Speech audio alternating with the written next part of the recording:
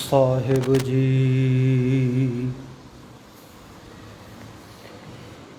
ਗੁਰੂ ਨਾਨਕ ਅੰਗਦ ਗੁਰੂ ਅਮਰਦਾਸ ਪਦ ਬੰਦ। ਰਾਮਦਾਸ ਅਰਜਨ ਗੁਰੂ ਬਰ ਸ੍ਰੀ ਹਰਗੋਬਿੰਦ।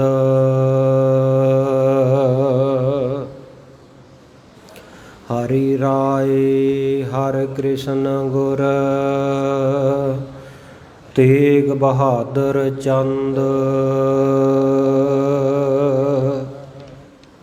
ਦਸਵੇਂ ਗੋਬਿੰਦ ਸਿੰਘ ਗੁਰ ਨਮੋ ਚਰਨ ਅਰਬਿੰਦ।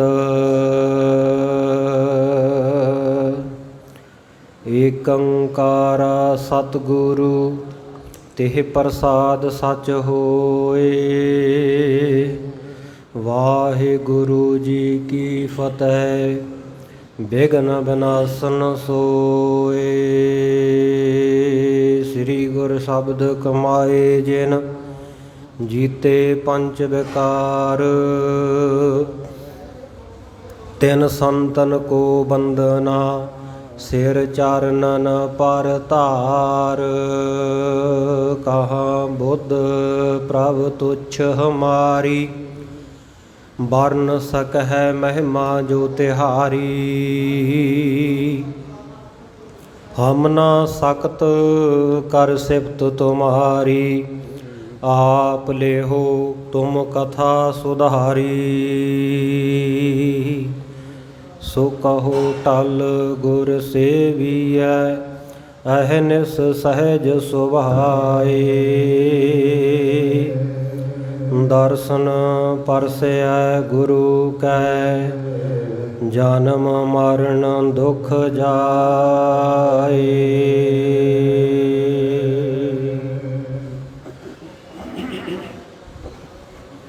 ਸਤਿਨਾਮ ਸ੍ਰੀ ਵਾਹਿਗੁਰੂ ਸਾਹਿਬ ਜੀ ਦੋਹਰਾ। ਦੇਵੀ ਤਗਤ ਗੁਰੂ ਕਾ 24 ਪ੍ਰਕਾਰੀ ਸਿੱਧ। ਅਸ਼ਵੀ ਪਦ ਸਿਉ ਗੁਰੂ ਤੇਰਾ 26 ਗੁਰ ਟਿਕ ਬ੍ਰਿਧ ਦੋਹਰਾ।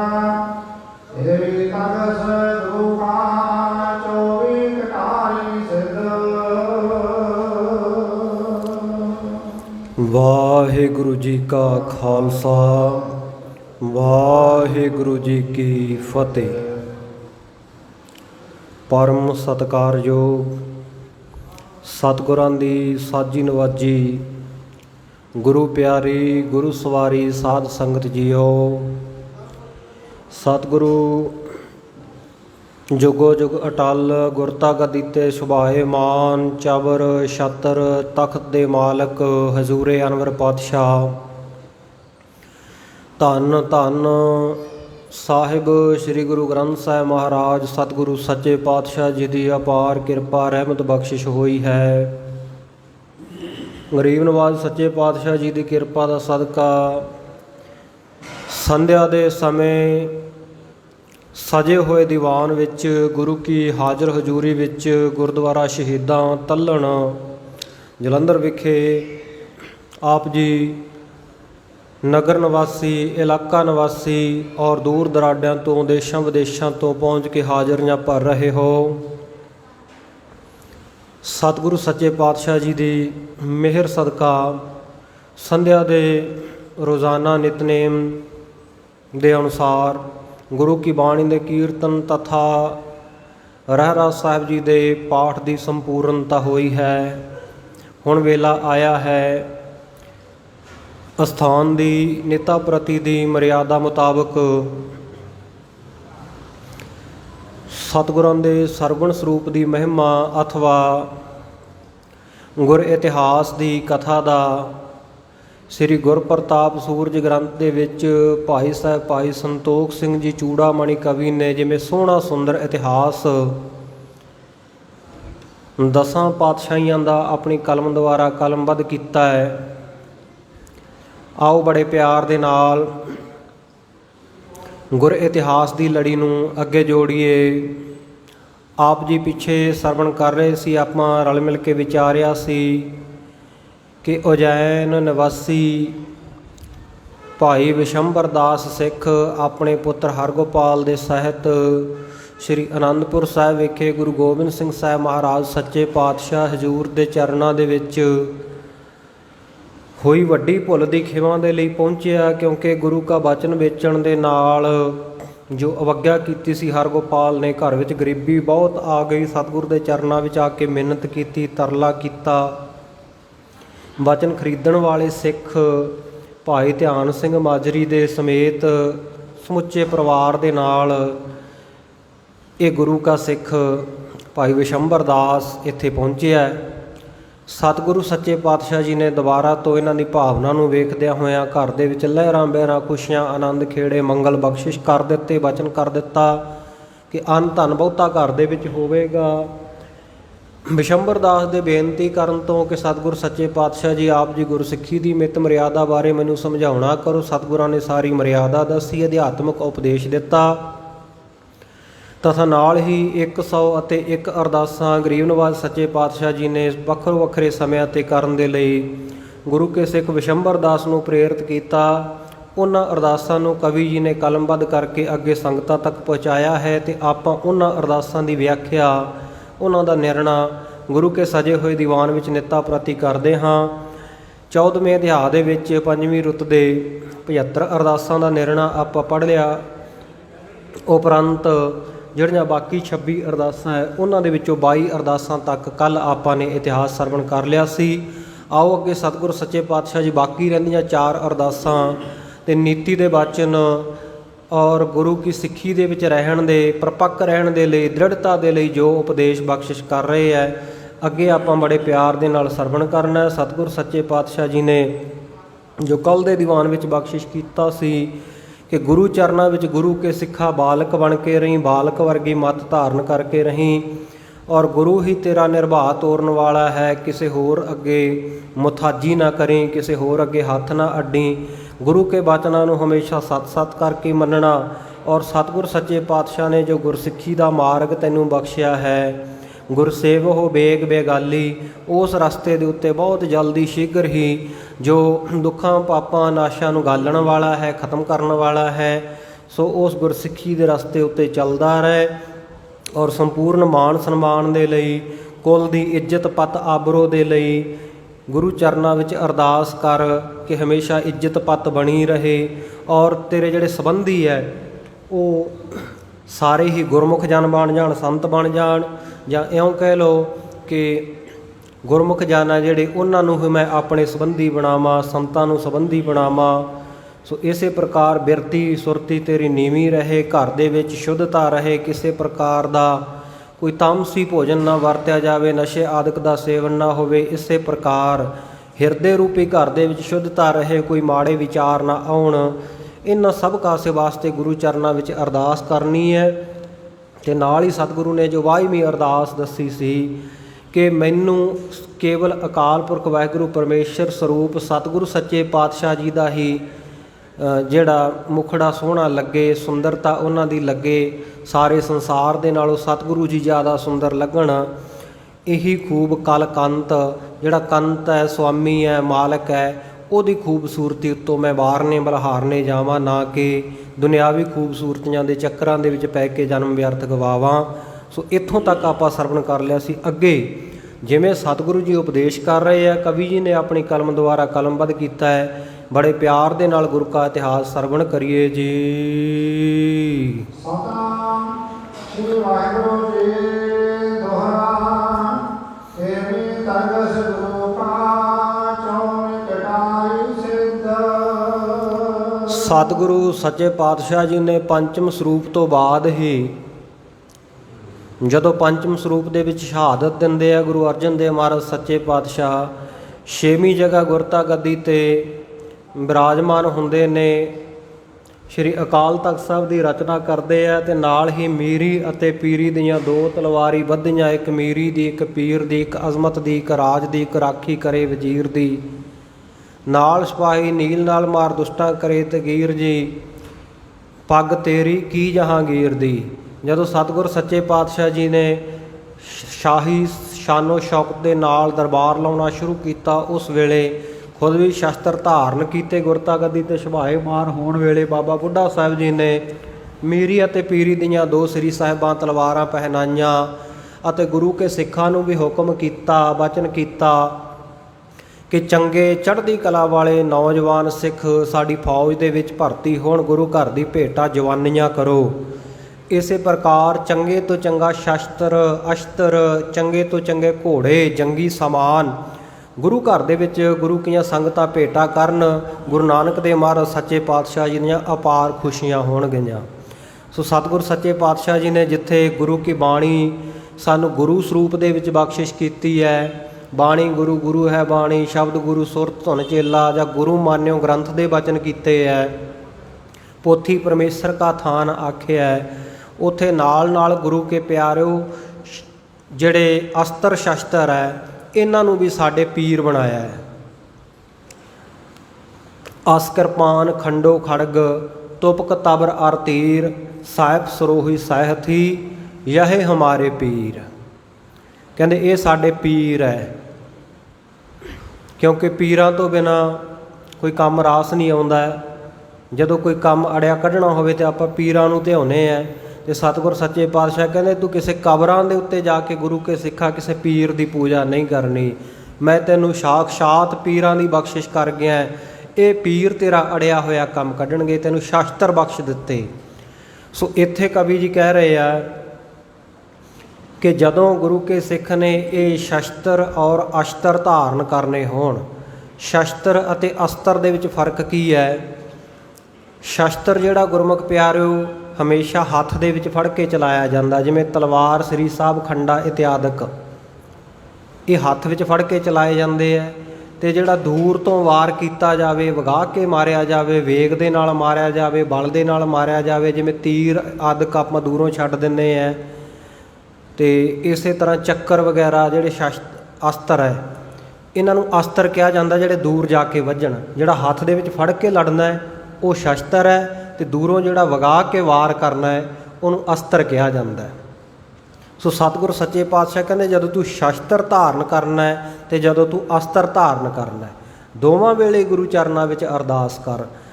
23 ਤਰਗਸ ਗੁਰੂ ਕਾ, 23ਵੀਂ ਅਰਦਾਸ ਗੁਰੂ ਕੇ ਸਿੱਖ ਨੇ ਕਦੋਂ ਕਰਨੀ ਹੈ? ਜਦੋਂ ਗੁਰੂ ਦਾ ਬਖਸ਼ਿਸ਼ ਕੀਤਾ ਹੋਇਆ ਤਰਕਸ਼, ਜਿਹਦੇ ਵਿੱਚ ਤੀਰ ਇਕੱਠੇ ਕੀਤੇ ਹੁੰਦੇ ਆ, ਤੂੰ ਤੀਰ ਕਮਾਨ ਨੂੰ ਧਾਰਨ ਕਰੇ। ਜਦੋਂ ਤੂੰ ਇਹ ਹਥਿਆਰ ਧਾਰਨ ਕਰੇਗਾ, ਇਹ ਗੁਰੂ ਕੀ ਬਖਸ਼ਿਸ਼ ਪੀਰਾਂ ਦਾ ਧਾਰਨੀ ਬਣੇਗਾ, ਇਹਨਾਂ ਪੀਰਾਂ ਦੇ ਚਰਨੀ ਲੱਗੇਗਾ ਨਾ, ਉਸ ਵੇਲੇ ਗੁਰੂ ਚਰਨਾਂ ਵਿੱਚ ਅਰਦਾਸ ਕਰੀ ਕਿ ਗਰੀਬ ਨਵਾਜ਼ ਸੱਚੇ ਪਾਤਸ਼ਾਹ ਜੀ, ਜਿਸ ਕਾਰਜ ਦੇ ਵਾਸਤੇ ਆਪ ਜੀ ਨੇ ਮੈਨੂੰ ਇਹ ਸ਼ਸਤਰ ਬਖਸ਼ੇ ਹੈ, ਮਜ਼ਲੂਮ ਦੀ ਰੱਖਿਆ ਦੇ ਲਈ ਅਤੇ ਜਰਵਾਣੇ ਦੀ ਭਖਿਆ ਦੇ ਲਈ, ਨਿਮਾਣੇ ਨਿਤਾਣੇ ਦੀ ਰੱਖਿਆ ਕਰਨੀ ਹੈ, ਸਵੈ ਰੱਖਿਆ ਕਰਨੀ ਹੈ। ਅਤੇ ਇਸੇ ਪ੍ਰਕਾਰ ਜਿਹੜਾ ਜ਼ੁਲਮ ਕਮਾਉਂਦਾ ਹੈ, ਜ਼ਬਰ ਕਰਦਾ, ਜਾਬਰ ਚੜ੍ਹ ਕੇ ਆਉਂਦਾ ਹੈ, ਉਹਨੂੰ ਸਬਕ ਸਿਖਾਉਣ ਦੇ ਲਈ ਇਹ ਸ਼ਸਤਰ ਧਾਰਨ ਕਰਨੇ ਹੈ। ਗੁਰੂ ਚਰਨਾਂ ਵਿੱਚ ਇਹ 23ਵੀਂ ਅਰਦਾਸ ਕਰੀ ਕਿ ਮਹਾਰਾਜ ਮੈਂ ਆਪ ਜੀ ਦਾ ਬਖਸ਼ਿਆ ਹੋਇਆ ਤੀਰ ਕਮਾਨ ਤਰਕਸ਼ ਧਾਰਨ ਕਰਨ ਲੱਗਿਆ, ਅਤੇ ਆਪ ਜੀ ਕਿਰਪਾ ਕਰਿਓ, ਜਿਸ ਕਾਰਜ ਦੇ ਵਾਸਤੇ, ਜਿਸ ਉਦੇਸ਼ ਨੂੰ ਮੁੱਖ ਰੱਖ ਕੇ ਆਪ ਜੀ ਨੇ ਸਾਨੂੰ ਇਹ ਬਖਸ਼ਿਸ਼ ਕੀਤੀ ਹੈ, ਉਹ ਉਦੇਸ਼ ਦੇ ਵਿੱਚ ਮੈਂ ਪੂਰਾ ਉਤਰਾਂ। ਮੇਰੇ ਹੱਥੋਂ ਕੋਈ ਜ਼ੁਲਮ ਨਾ ਹੋਵੇ ਇਹਨਾਂ ਹਥਿਆਰਾਂ ਨੂੰ ਧਾਰਨ ਕਰਕੇ। ਮੈਂ ਹਮੇਸ਼ਾ ਮਜ਼ਲੂਮ, ਲੋੜਵੰਦ, ਗਰੀਬ, ਨਿਤਾਣੇ, ਨਿਮਾਣਿਆਂ ਦੇ ਪੱਖ ਦੇ ਵਿੱਚ ਖੜ੍ਹਾਂ ਇਹਨਾਂ ਸ਼ਸਤਰਾਂ ਦੇ ਨਾਲ, ਇਹਨਾਂ ਤੋਂ ਮੈਂ ਇਹ ਕੰਮ ਲਵਾਂ। ਇਸੇ ਪ੍ਰਕਾਰ ਕਹਿੰਦੇ 24 ਕਟਾਰੀ ਸਿੱਧ। ਫਿਰ 24ਵੀਂ ਅਰਦਾਸ ਕਰਨੀ ਹੈ ਕਿ ਸਤਿਗੁਰ ਸੱਚੇ ਪਾਤਸ਼ਾਹ ਜਿਹੜੀ ਆਪ ਜੀ ਨੇ ਮੈਨੂੰ ਗਾਤਰੇ ਦਾ ਸ਼ਸਤਰ ਬਖਸ਼ਿਆ, ਸ੍ਰੀ ਸਾਹਿਬ ਬਖਸ਼ੀ ਹੈ ਜਾਂ ਕਟਾਰ ਬਖਸ਼ੀ ਹੈ। ਸ੍ਰੀ ਸਾਹਿਬ, ਕਟਾਰ, ਇਹਨਾਂ ਦੋਵਾਂ ਦੀ ਬਣਤਰ ਦੇ ਵਿੱਚ ਫਰਕ ਹੁੰਦਾ ਹੈ। ਸੋ ਕਟਾਰ ਜਿਹੜੀ ਹੈ ਉਹਦਾ ਸਰੂਪ ਹੋਰ ਤਰ੍ਹਾਂ ਦਾ ਹੁੰਦਾ ਹੈ, ਅਤੇ ਸ੍ਰੀ ਸਾਹਿਬ ਜਿਹੜੀ ਇਹ ਹੋਰ ਤਰ੍ਹਾਂ ਦੀ ਹੁੰਦੀ ਹੈ। ਵੱਖਰੇ ਵੱਖਰੇ ਨਾਮ ਹੈਗੇ, ਹਥਿਆਰਾਂ ਦੇ ਨਾਮ ਹੀ ਹੈ, ਸ਼ਸਤਰਾਂ ਦੇ ਨਾਮ ਹੀ ਹੈ।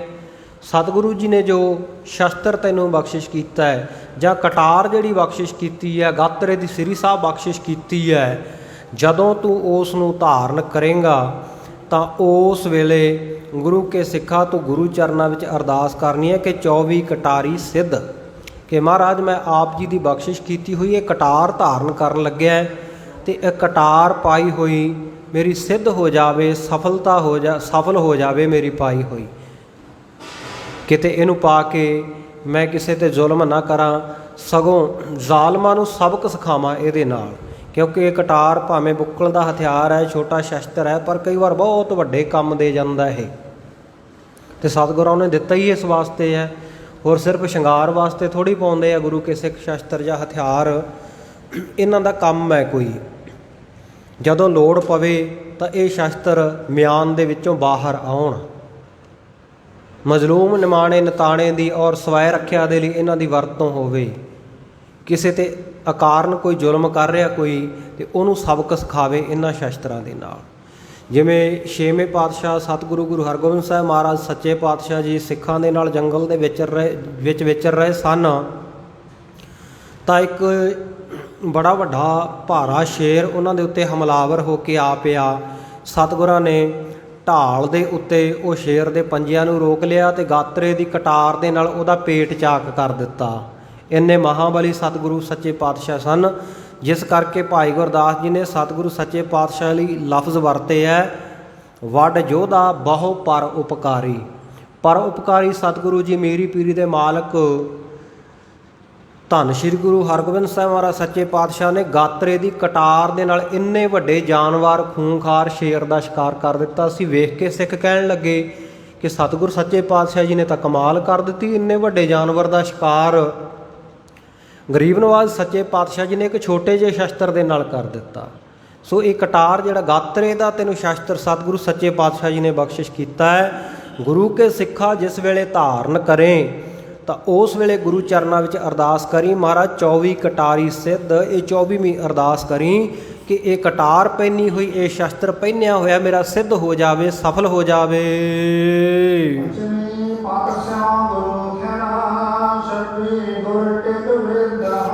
ਕਹਿੰਦੇ 25ਵੀਂ ਅਰਦਾਸ ਕਰੀ ਸਤਿਗੁਰ ਸੱਚੇ ਪਾਤਸ਼ਾਹ ਤੁਹਾਡੇ ਚਰਨਾਂ ਦੇ ਵਿੱਚ ਮੇਰਾ ਟਿਕਾਓ ਹੋਵੇ, ਮੇਰਾ ਮਨ ਟਿਕਿਆ ਰਹੇ, ਔਰ ਟਿਕਿਆ ਰਹੇ ਮਨ ਤੇ ਪਤ ਸਿਉ ਬੜੀ ਇੱਜ਼ਤ ਮਾਣ ਆਬਰੂ ਦੇ ਸਹਿਤ ਆਪ ਜੀ ਦੇ ਚਰਨਾਂ ਦੇ ਵਿੱਚ ਮੈਂ ਮਾਣ ਸਨਮਾਨ ਹਾਸਲ ਕਰਾਂ।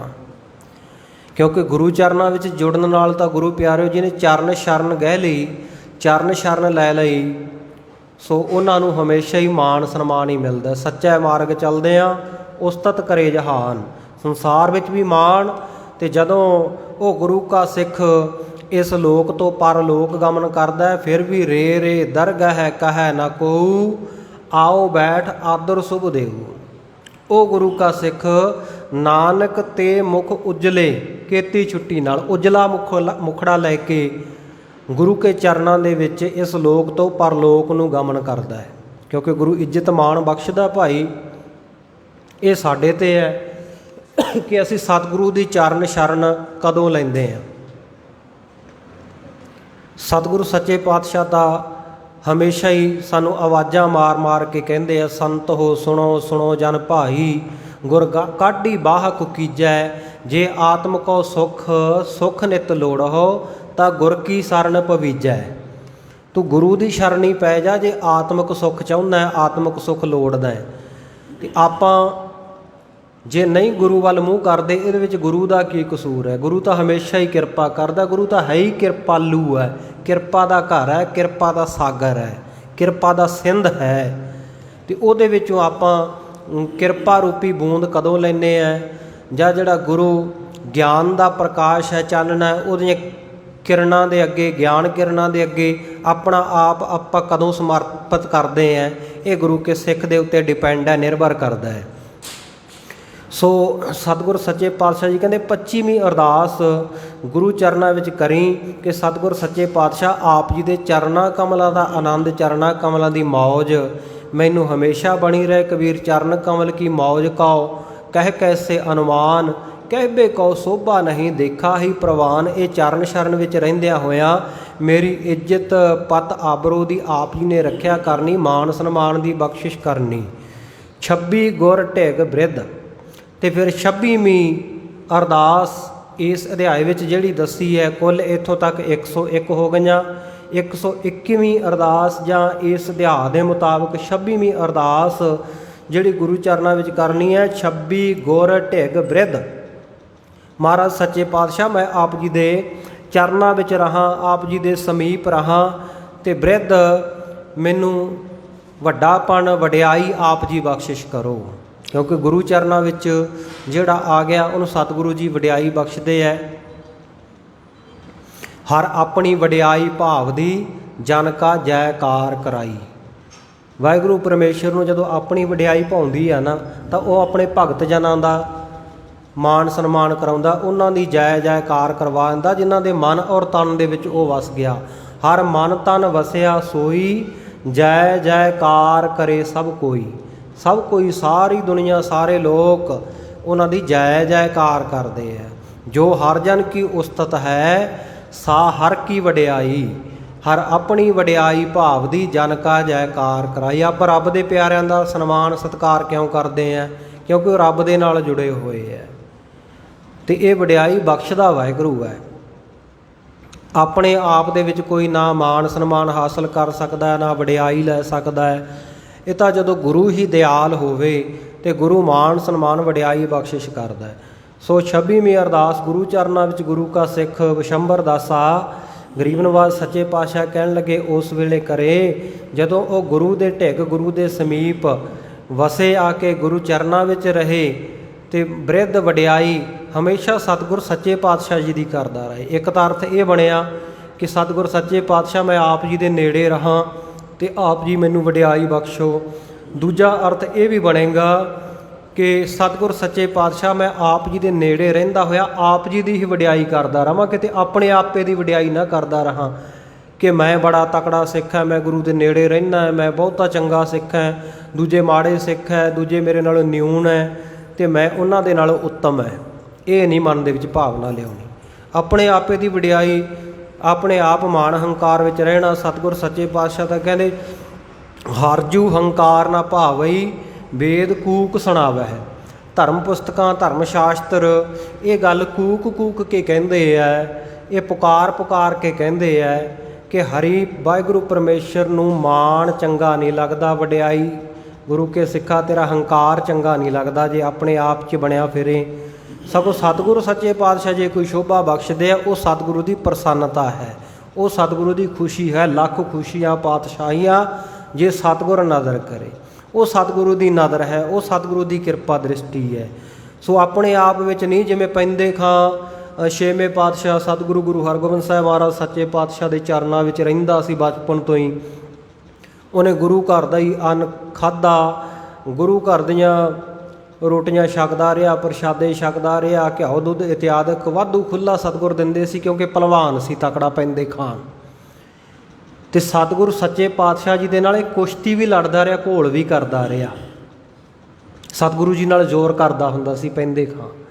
ਅਤੇ ਪੈਂਦੇ ਖਾਂ ਇਤਿਹਾਸ ਵਿੱਚ ਐਸਾ ਜ਼ਿਕਰ ਹੈ, ਕਹਿੰਦੇ ਐਡਾ ਤਕੜਾ ਸੂਰਮਾ ਸੀ ਜਿਹੜਾ ਸਿੱਕਾ ਨਹੀਂ ਹੁੰਦਾ ਰੁਪਈਆ ਠੋਲੂ, ਇਹਨੂੰ ਹੱਥ ਦੇ ਵਿੱਚ ਫੜ ਕੇ ਅਤੇ ਅੰਗੂਠੇ ਦੇ ਨਾਲ ਇਸ ਤਰ੍ਹਾਂ ਕਰਕੇ ਨਾ ਗੁਰਮੁਖ ਪਿਆਰਿਓ ਮਲ ਕੇ ਅਤੇ ਉਹਦੇ ਅੱਖਰ ਮੇਟ ਦਿੰਦਾ ਸੀ। ਐਡਾ ਤਕੜਾ ਸੂਰਮਾ ਸੀ ਪੈਂਦੇ ਖਾਂ। ਘੋੜ ਅਸਵਾਰ ਨੂੰ ਸਮੇਤ ਘੋੜੇ ਦੇ ਮੈਦਾਨੇ ਜੰਗ ਵਿੱਚ ਹੇਠਾਂ ਤੋਂ ਹੱਥ ਪਾ ਕੇ ਪੁੱਠਾ ਕਰ ਦਿੰਦਾ ਸੀ। ਐਡਾ ਤਕੜਾ ਬਹਾਦਰ ਯੋਧਾ ਸੀ ਪੈਂਦੇ ਖਾਂ। ਹੈ ਤਾਂ ਸੀ ਯੋਧਾ, ਪਰ ਮਾਣ ਹੰਕਾਰ ਵਿੱਚ ਆ ਗਿਆ, ਕਿਉਂਕਿ ਗੁਰੂ ਤੋਂ ਵੱਡਾ ਤਾਂ ਨਹੀਂ ਕੋਈ ਹੋ ਸਕਦਾ ਨਾ। ਜਿਸ ਗੁਰੂ ਨੇ ਸਾਰੀਆਂ ਸ਼ਕਤੀਆਂ ਬਖਸ਼ੀਆਂ, ਉਹਨੂੰ ਚੈਲੰਜ ਕਰਨਾ, ਉਹਨੂੰ ਅੱਖਾਂ ਦਿਖਾਉਣੀਆਂ, ਅਤੇ ਲੱਗ ਪਿਆ ਸੀ ਇੱਦਾਂ ਕਰਨ।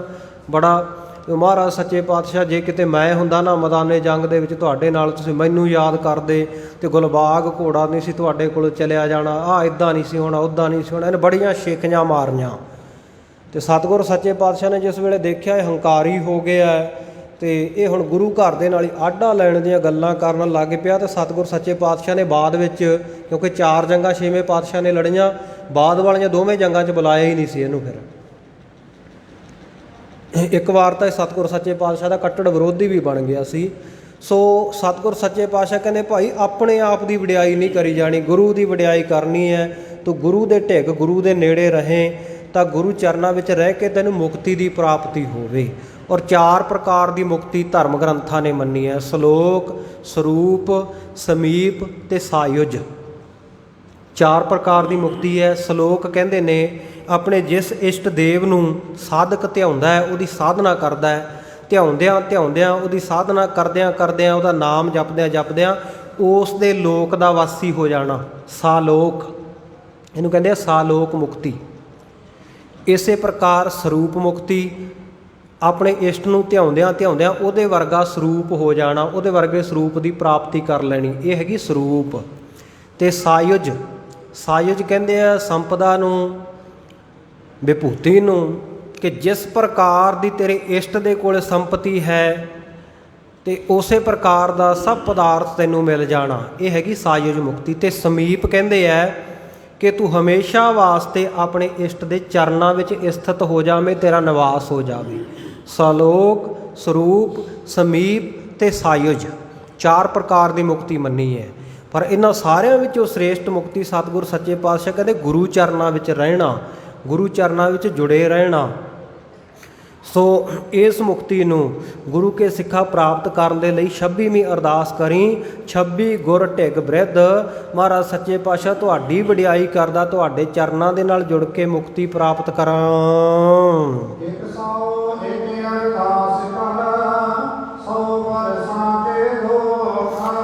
ਇਸ ਪ੍ਰਕਾਰ ਜਿਹੜੀਆਂ 75 ਪਿਛਲੇ ਅਧਿਆਅ ਦੇ ਵਿੱਚ 14ਵੇਂ ਅੰਸੂ ਵਿੱਚ ਔਰ ਇਸ 15ਵੇਂ ਅੰਸੂ ਦੇ ਵਿੱਚ 26 ਅਰਦਾਸਾਂ ਵਿਸ਼ੰਬਰ ਦਾਸ ਸਿੱਖ ਨੂੰ ਸਤਿਗੁਰੂ ਸ੍ਰੀ ਗੁਰੂ ਗੋਬਿੰਦ ਸਿੰਘ ਸਾਹਿਬ ਮਹਾਰਾਜ ਸੱਚੇ ਪਾਤਸ਼ਾਹ ਜੀ ਨੇ ਦੱਸੀਆਂ ਹੈ।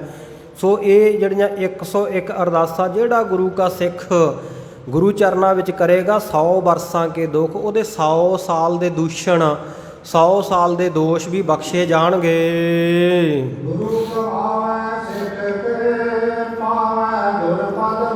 ਹਾਂਜੀ, ਗੁਰੂ ਗਵਾ ਦਿੰਦਾ ਹੈ, ਖਤਮ ਕਰ ਦਿੰਦਾ ਹੈ ਸਿੱਖ ਦੇ ਜਿਹੜੇ 100 ਸਾਲਾਂ ਦੇ ਦੋਸ਼, ਔਰ ਪਾਵੈ ਗੁਰਪਦ ਮੋਖ, ਗੁਰੂ ਚਰਨਾਂ ਦੇ ਵਿੱਚ ਮੋਖ ਮੁਕਤੀ ਨੂੰ ਪ੍ਰਾਪਤ ਕਰ ਲੈਂਦਾ ਸਿੱਖ।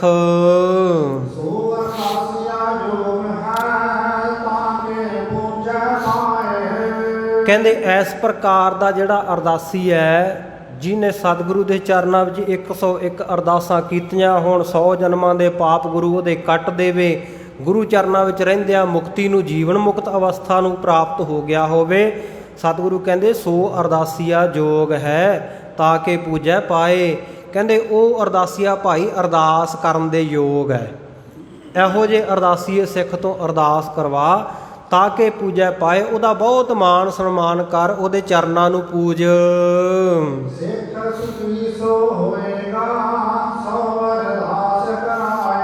ਜਿਹੜੀਆਂ ਇਹ ਅਰਦਾਸਾਂ ਦੱਸੀਆਂ ਨਾ ਸਤਿਗੁਰੂ ਸੱਚੇ ਪਾਤਸ਼ਾਹ ਕਹਿੰਦੇ ਜਿਹੜਾ ਵੀ ਗੁਰੂ ਕਾ ਸਿੱਖ ਕਰਵਾਏਗਾ ਉਹ ਹਮੇਸ਼ਾ ਲੋਕ ਸੁਖੀਆ ਤੇ ਪ੍ਰਲੋਕ ਸੁਹੇਲਾ ਹੋਵੇਗਾ।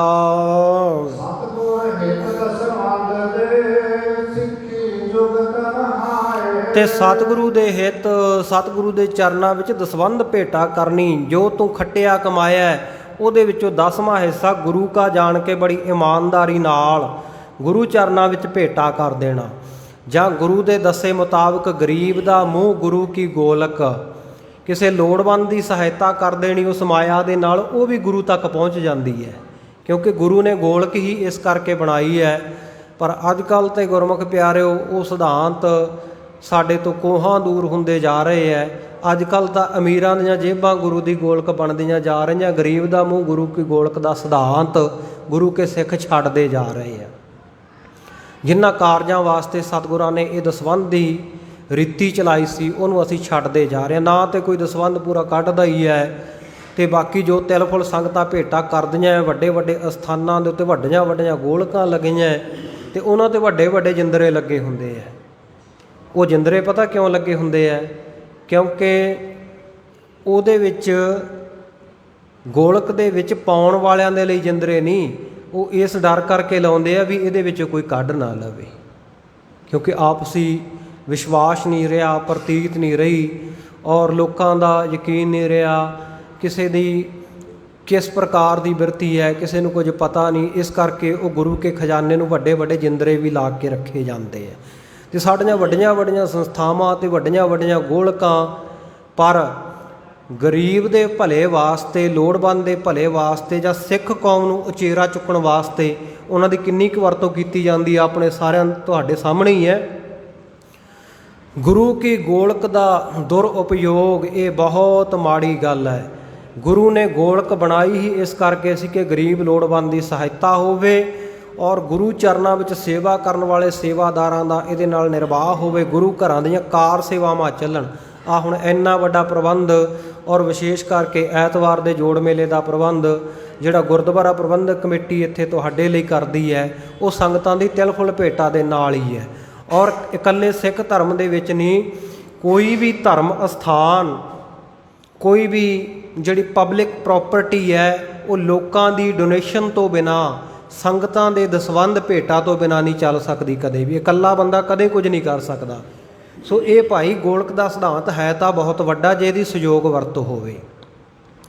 ਤੇ ਸਤਿਗੁਰ ਸੱਚੇ ਪਾਤਸ਼ਾਹ ਕਹਿੰਦੇ ਸਤਿਗੁਰ ਹਿਤ ਦਸਵੰਧ ਦੇ। ਜਿਹੜਾ ਗੁਰੂ ਕਾ ਸਿੱਖ ਸਤਿਗੁਰੂ ਦੇ ਹੇਤ, ਸਤਿਗੁਰੂ ਦੇ ਪਿਆਰ ਦੇ ਵਿੱਚ ਸਤਿਗੁਰੂ ਦਾ ਬਚਨ ਮੰਨ ਕੇ ਦਸਵੰਧ ਕੱਢਦਾ ਹੈ, ਉਹਦੀਆਂ ਸਤਿਗੁਰ ਸੱਚੇ ਪਾਤਸ਼ਾਹ ਦੀਆਂ ਉਹਨਾਂ ਦੇ ਉੱਤੇ ਬਹੁਤ ਖੁਸ਼ੀਆਂ ਹੁੰਦੀਆਂ। ਸਿੱਖੀ ਜੁਗਤ ਰਹਾਏ, ਔਰ ਸਿੱਖੀ ਦੀ ਜੁਗਤੀ ਦੇ ਮੁਤਾਬਕ ਰਹਿੰਦਾ ਹੈ, ਜ਼ਿੰਦਗੀ ਬਤੀਤ ਕਰਦਾ ਹੈ। ਸਿੱਖੀ ਦੀ ਰਹਿਤ ਮਰਿਆਦਾ ਦੇ ਵਿੱਚ ਰਹਿ ਕੇ ਜਿਹੜਾ ਗੁਰੂ ਕਾ ਸਿੱਖ ਆਪਣਾ ਜ਼ਿੰਦਗੀ ਲੰਘਾਉਂਦਾ ਹੈ, ਜੀਵਨ ਦੇ ਵਿੱਚ ਗੁਰੂ ਕੇ ਸਿਧਾਂਤਾਂ ਨੂੰ ਅਪਣਾ ਲੈਂਦਾ ਹੈ। ਦੋ ਪ੍ਰਕਾਰ ਦੀ ਵੰਡ ਕੀਤੀ ਹੋਈ ਹੈ। ਕਹਿੰਦੇ ਬਾਬੇ ਕੇ ਬਾਬਰ ਕੇ ਦੋਊ, ਆਪ ਕਰੈ ਪਰਮੇਸ਼ਰ ਸੋਊ। ਇੱਕ ਹੈਗੇ ਆ ਬਾਬੇ ਕੇ, ਇੱਕ ਹੈਗੇ ਆ ਬਾਬਰ ਕੇ। ਬਾਬੇ ਕੇ ਕੌਣ ਹੈ? ਗੁਰੂ ਘਰ, ਗੁਰੂ ਘਰ ਵਿੱਚ ਰਹਿਣ ਵਾਲੇ ਸੇਵਾਦਾਰ, ਉੱਥੋਂ ਦੇ ਗ੍ਰੰਥੀ ਸਿੰਘ, ਕੀਰਤਨੀਏ, ਉੱਥੇ ਦੇ ਪ੍ਰਬੰਧਕ, ਉੱਥੋਂ ਦੇ ਕਥਾਵਾਚਕ, ਉੱਥੋਂ ਦੇ ਰਾਗੀ ਜਥੇ। ਸੋ ਇਹ ਬਾਬੇ ਕਿਆਂ ਵਾਲੀ ਵੰਡ ਹੈ, ਜਿਹੜੇ ਪਰਮੇਸ਼ਰ ਦਾ ਨਾਮ ਲੈਣ ਵਾਲੇ ਆ, ਇਹ ਤਾਂ ਹੈਗੇ ਆ ਬਾਬੇ ਕੇ। ਤੇ ਬਾਬਰ ਕੇ ਜਿਹੜੇ ਇਹ ਤੋਂ ਉਲਟ ਹੈ, ਇੱਕ ਦੀਨ ਵਾਲੇ ਹੈ, ਇੱਕ ਦੁਨੀ ਵਾਲੇ ਹੈ, ਇਉਂ ਸਮਝ ਲਓ।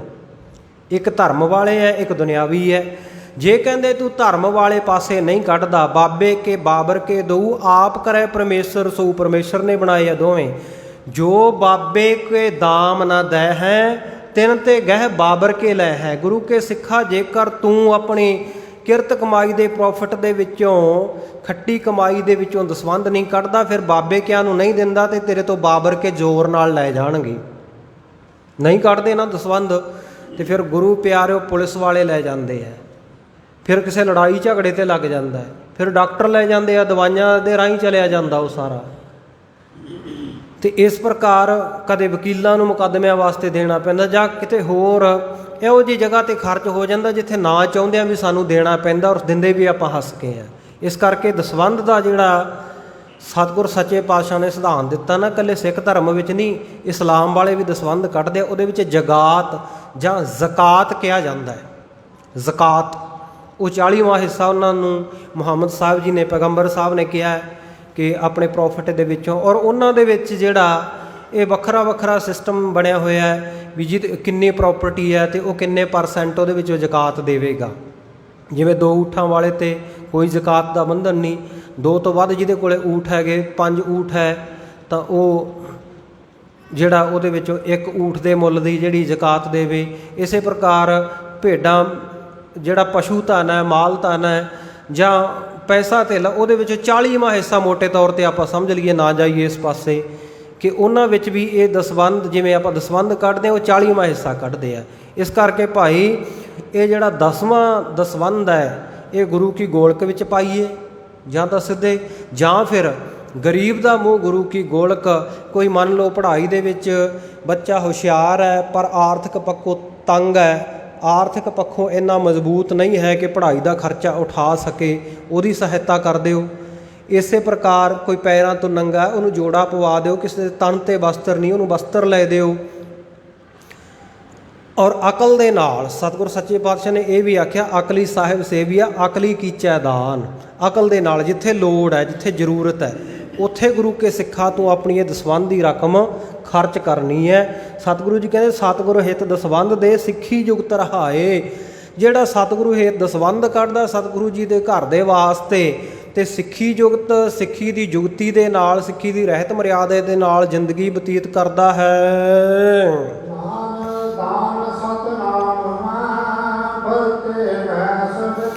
ਹਾਂ, ਇਸੇ ਪ੍ਰਕਾਰ ਇਸ਼ਨਾਨ ਦਾਨ ਕਰਦਿਆਂ, ਸਤਿਨਾਮ ਵਾਹਿਗੁਰੂ ਦਾ ਜਾਪ ਕਰਦਿਆਂ ਜਿਹੜਾ ਆਪਣੀ ਉਮਰਾਂ ਨੂੰ ਬਤੀਤ ਕਰਦਾ ਹੈ।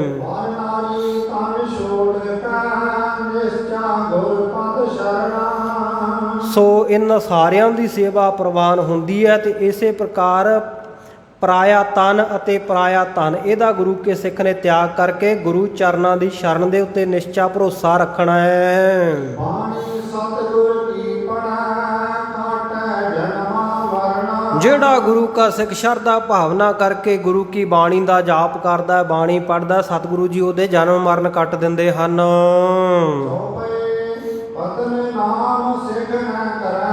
ਜਿਹਦਾ ਨਾਮ ਸਿੱਖ ਹੈ, ਆਪਣੇ ਆਪ ਨੂੰ ਸਿੱਖ ਕਹਾਉਂਦਾ ਹੈ, ਉਹ ਕਦੇ ਵੀ ਭੱਦਨ ਆਦਿਕ ਕਿਰਿਆ ਨਾ ਕਰੇ। ਜਿਵੇਂ ਸਨਾਤਨੀਏ ਕਰਦੇ ਆ, ਜਦੋਂ ਉਹਨਾਂ ਦਾ ਕੋਈ ਪੂਰਵਜ ਕੋਈ ਬਜ਼ੁਰਗ ਚੜ੍ਹਾਈ ਕਰ ਜਾਂਦਾ ਤੇ ਉਹ ਮੂੰਹ ਸਿਰ ਮੁੰਨ ਕੇ ਤੇ ਉਹਨਾਂ ਦਾ ਭੱਦਨ ਕੀਤਾ ਜਾਂਦਾ ਹੈ। ਗੁਰੂ ਕਾ ਸਿੱਖ ਐਸੀ ਕੁਰੀਤੀ ਨਾ ਕਰੇ।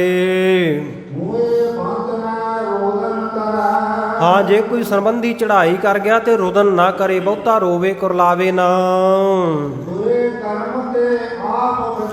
ਹਮੇਸ਼ਾ ਬੁਰੇ ਕਰਮਾਂ ਤੋਂ ਆਪਣੇ ਆਪ ਨੂੰ ਬਚਾ ਕੇ ਰੱਖਣਾ। ਸ਼ੁਭ ਕਰਮਨ ਤੇ ਕਬਹੂ ਨਾ ਟਰੈ ਦੀ ਅਰਦਾਸ ਗੁਰੂ ਚਰਨਾਂ ਵਿੱਚ ਕਰੇ।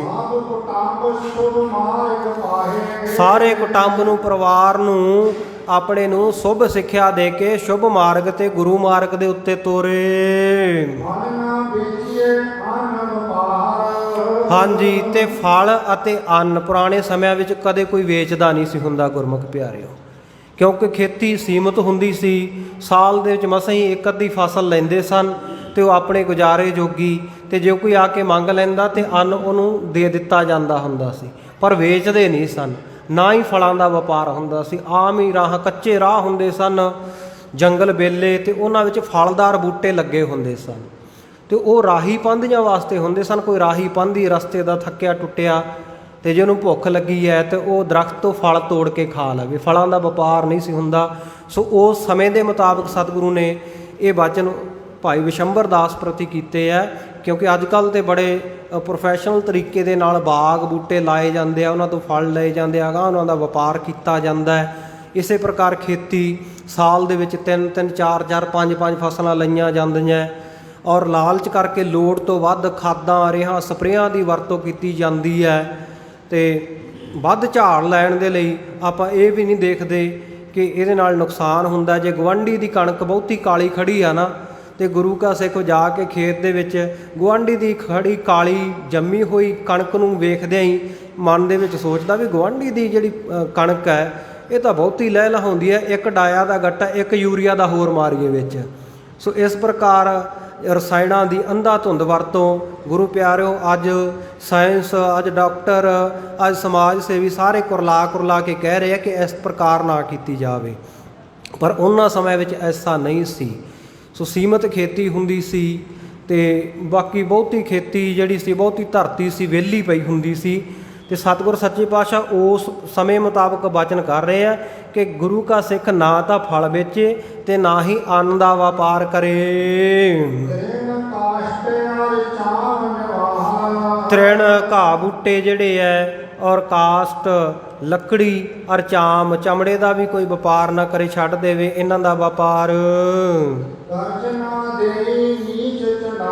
ਜਿਹੜਾ ਕੋਈ ਨੀਚ ਬਿਰਤੀ ਵਾਲਾ ਨਾ, ਚੰਡਾਲ ਬਿਰਤੀ ਵਾਲਾ ਬੰਦਾ ਹੈ, ਘਟੀਆ ਬੰਦਾ ਹੈ, ਪਤਾ ਆਪਾਂ ਨੂੰ ਵੀ ਇਹਨੇ ਦਿੱਤੇ ਹੋਏ ਪੈਸੇ ਵਾਪਸ ਨਹੀਂ ਕਰਨੇ, ਇਹੋ ਜਿਹੇ ਬੰਦੇ ਨੂੰ ਕਹਿੰਦੇ ਗੁਰੂ ਕਾ ਸਿੱਖ ਕਰਜ਼ਾ ਵੀ ਨਾ ਦੇਵੇ।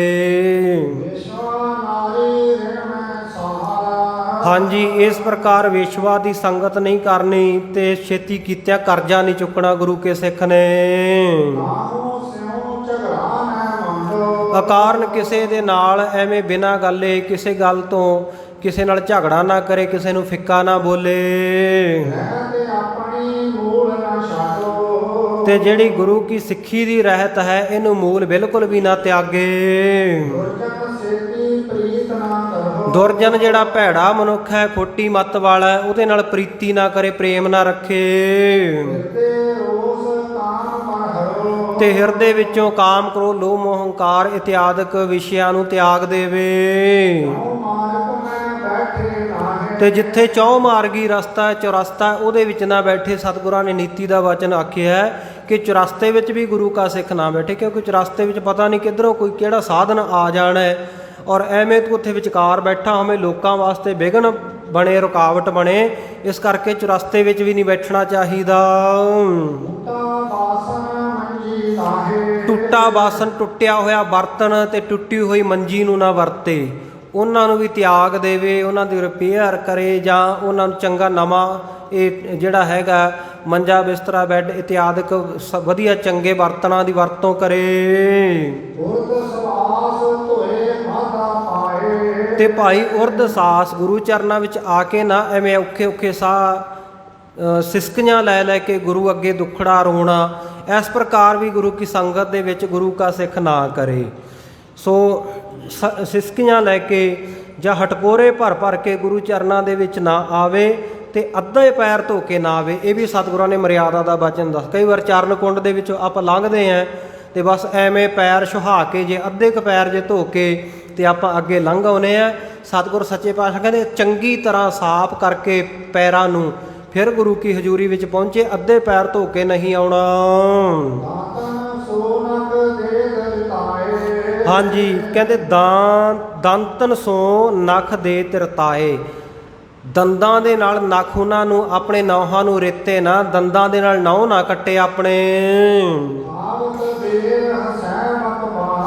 ਤੇ ਖਾਣ ਵੇਲੇ ਜਦੋਂ ਕੁਝ ਛਕਦਾ ਉਸ ਵੇਲੇ ਐਵੇਂ ਬਕਵਾਦ ਨਾ ਕਰੇ, ਬਕੜਵਾਹ ਨਾ ਕਰੇ, ਬਕਵਾਸ ਨਾ ਕਰੇ, ਬਹੁਤਾ ਨਾ ਬੋਲੇ। ਭੋਜਨ ਛਕਣ ਤੋਂ ਬਾਅਦ ਸਤਿਗੁਰੂ ਜੀ ਬਚਨ ਕਰਦੇ ਆ, ਕਹਿੰਦੇ ਭੋਜਨ ਛਕਣ ਤੋਂ ਬਾਅਦ ਕਦੇ ਵੀ ਪੇਟ ਦੇ ਉੱਤੇ ਹੱਥ ਨਾ ਮਾਰੇ, ਢਿੱਡ ਜਾਂ ਨਹੀਂ ਵਜਾਉਣ ਲੱਗ ਪੈਂਦੇ ਕਈ ਛੱਕ ਕੇ ਵੀ ਆਹ ਬੜਾ ਰੱਜ ਗਏ ਜੀ, ਬੜਾ ਆਨੰਦ ਆਇਆ। ਸਤਿਗੁਰੂ ਕਹਿੰਦੇ ਇਸ ਪ੍ਰਕਾਰ ਵੀ ਸਿੱਖ ਨਾ ਕਰੇ। ਗੁਰੂ ਦੇ ਅੱਗੇ ਆ ਕੇ ਬਹੁਤਾ ਰੁਦਨ ਨਾ ਕਰੇ, ਨਾ ਹੀ ਬਹੁਤਾ ਹਾਸਾ ਕਰੇ। ਸੋ ਇਸ ਪ੍ਰਕਾਰ ਗੰਭੀਰ ਅਵਸਥਾ ਵਿੱਚ ਗੁਰੂ ਚਰਨਾਂ ਵਿੱਚ ਆਵੇ।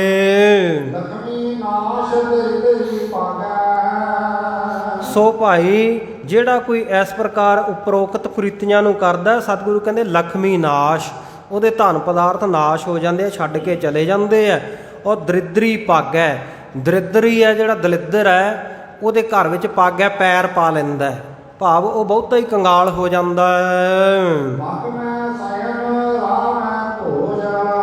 ਹਾਂ, ਇਸ ਪ੍ਰਕਾਰ ਰਸਤੇ ਦੇ ਵਿੱਚ ਸੌਣਾ ਤੇ ਰਾਹ ਤੁਰਿਆ ਜਾਂਦਾ ਭੋਜਨ ਕਰਨਾ ਇਹ ਵੀ ਮਨਾ ਹੈ।